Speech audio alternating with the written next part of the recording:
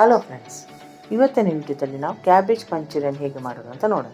ಮೊದಲು ಸಣ್ಣಗೆ ಹೆಚ್ಚಿರುವಂಥ ಕ್ಯಾಬೇಜ್, ಅದಕ್ಕೆ ಒಂದು 3 ಚಮಚದಷ್ಟು ಕಾರ್ನ್ಫ್ಲೋರ್, ಮತ್ತೊಂದು 3 ಚಮಚದಷ್ಟು ಮೈದಾ ಹಿಟ್ಟು, 1 ಚಮಚದಷ್ಟು ಅಚ್ಚಕಾರದ ಪುಡಿ ಮತ್ತು ರುಚಿಗೆ ತಕ್ಕಷ್ಟು ಉಪ್ಪು, ಇವುಗಳನ್ನೆಲ್ಲ ಚೆನ್ನಾಗಿ ಒಂದುವರೆಗೆ ನಾವು ಮಿಕ್ಸ್ ಮಾಡ್ಕೋಬೇಕು ಫ್ರೆಂಡ್ಸ್. ಯಾಕೆಂದರೆ ಕ್ಯಾಬೇಜಲ್ಲಿ ನೀರಿನ ಅಂಶ ಇರುವುದರಿಂದ ಅದು ನಾವು ಉಪ್ಪನ್ನು ಸೇರಿಸಿದ ಕೂಡಲೇ ನೀರು ಬಿಟ್ಕೊತದೆ ಫ್ರೆಂಡ್ಸ್. ಈಗ ಸ್ವಲ್ಪ ಸ್ವಲ್ಪ ನೀರನ್ನು ಹಾಕಿ ನಾವು ಚಪಾತಿ ಹಿಟ್ಟಿನದಕ್ಕೆ ಎಲ್ಲವನ್ನು ಚೆನ್ನಾಗಿ ನಾದ್ಕೋಬೇಕು ಫ್ರೆಂಡ್ಸ್.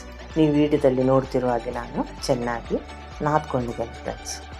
ಈಗ ಇದು ಚೆನ್ನಾಗಿ ನಾದಿದ ಮೇಲೆ ಅದನ್ನು ಚೆನ್ನಾಗಿ ಕಾದ ಎಣ್ಣೆಗೆ ಸಣ್ಣ ಸಣ್ಣ ಉಂಡೆಗಳನ್ನಾಗಿ ಮಾಡಿ ನಾವು ಹಾಕಬೇಕು ಫ್ರೆಂಡ್ಸ್.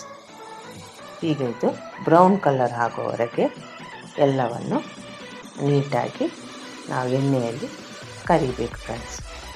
ಈಗ ನೀವು ವಿಡಿಯೋದಲ್ಲಿ ನೋಡ್ತಿರ್ಬೋದು ಫ್ರೆಂಡ್ಸ್, ನಾನು ಎಷ್ಟು ನೀಟಾಗಿ ಅದನ್ನು ಕರೀತಿದ್ದೇನೆ ಅಂತ.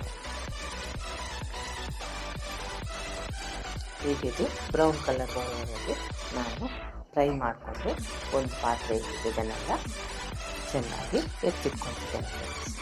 ಈಗ ನಮಗೆ ಕ್ಯಾಬೇಜ್ ಮಂಚೂರಿಯನ್ ರೆಡಿ ಆಗಿದೆ ಫ್ರೆಂಡ್ಸ್.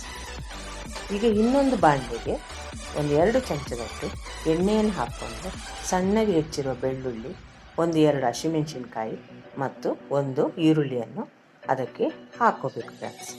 ಈಗ 1-2 ಚಮಚದಷ್ಟು ಚಿಲ್ಲಿ ಪೇಸ್ಟನ್ನು ಕೂಡ ನಾನೀಗ ಇದಕ್ಕೆ ಹಾಕ್ಕೊತಿದ್ದೇನೆ ಫ್ರೆಂಡ್ಸ್.